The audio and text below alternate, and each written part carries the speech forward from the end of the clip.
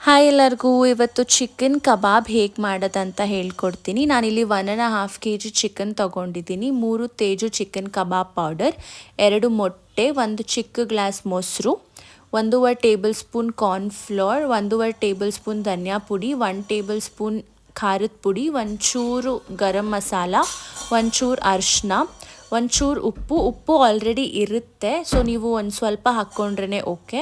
ಆಮೇಲೆ ಇಲ್ಲಿ 10 ಮೆಣಸಿನ್ಕಾಯಿ ಕಟ್ ಮಾಡಿದ್ದೀನಿ, ಮತ್ತು 2 ಟೇಬಲ್ ಸ್ಪೂನ್ ವೈಟ್ ಸೆಸಮೆ ಸೀಡ್ ತೊಗೊಂಡಿದ್ದೀನಿ, ಬಿಳಿ ಎಳ್ಳು, ಒಂದು ಸ್ವಲ್ಪ ಕರಿಬೇವು, ಆಮೇಲೆ 2 ಟೇಬಲ್ ಸ್ಪೂನ್ ಶುಂಠಿ ಬೆಳ್ಳುಳ್ಳಿ ಪೇಸ್ಟು. ಸೊ ಇದನ್ನು ಇವಾಗ ನಾನು ಚಿಕನ್ನಲ್ಲಿ ನೀಟಾಗಿ ವಾಶ್ ಮಾಡಿ ಇಟ್ಕೊಂಡಿದ್ದೆ, ಎಲ್ಲ ಹಾಕ್ತಾಯಿದ್ದೀನಿ, ಎಲ್ಲ ಸ್ಪೈಸಸ್ ಹಾಕ್ತಾಯಿದ್ದೀನಿ, ಮೊಸರು, ಅದಾದಮೇಲೆ ಮೆಣಸಿನ್ಕಾಯಿ, ಸೆಸಮಿ ಸೀಡ್, ಕರಿಬೇವು ಎಲ್ಲ ಹಾಕ್ತಾಯಿದ್ದೀನಿ.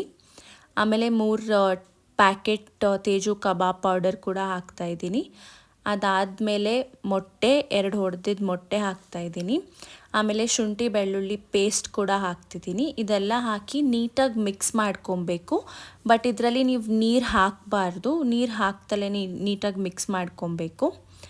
ಸೊ ಮಿಕ್ಸ್ ಮಾಡಿ ಆದಮೇಲೆ ನೀವು ಇದನ್ನು ಆಲ್ಮೋಸ್ಟ್ ಒಂದು 1/2 hour to 45 minutes ಮ್ಯಾರಿನೇಟ್ ಮಾಡಿದ್ರೆ ಟೇಸ್ಟ್ ತುಂಬ ಚೆನ್ನಾಗಿರುತ್ತೆ. ಸೊ ನಾನು ಇದನ್ನು ಮ್ಯಾರಿನೇಟ್ ಮಾಡೋಕ್ಕೆ ಒಂದು 1/2 hour to 45 minutes ಇಡ್ತಿದ್ದೀನಿ.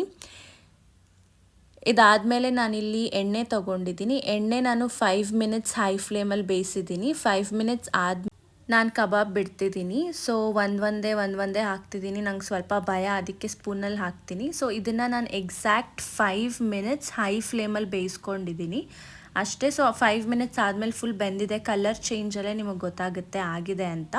ಸೊ ಆಮೇಲೆ ನೀವು ಅದನ್ನು ತೆಗ್ದು ಸೈಡಲ್ಲಿ ಇಟ್ಕೊಬೋದು. So it is a must try, ತುಂಬ ಚೆನ್ನಾಗಿರುತ್ತೆ ನಾರ್ಮಲ್ ಕಬಾಬ್ಗಿಂತ. Thank you so much for watching.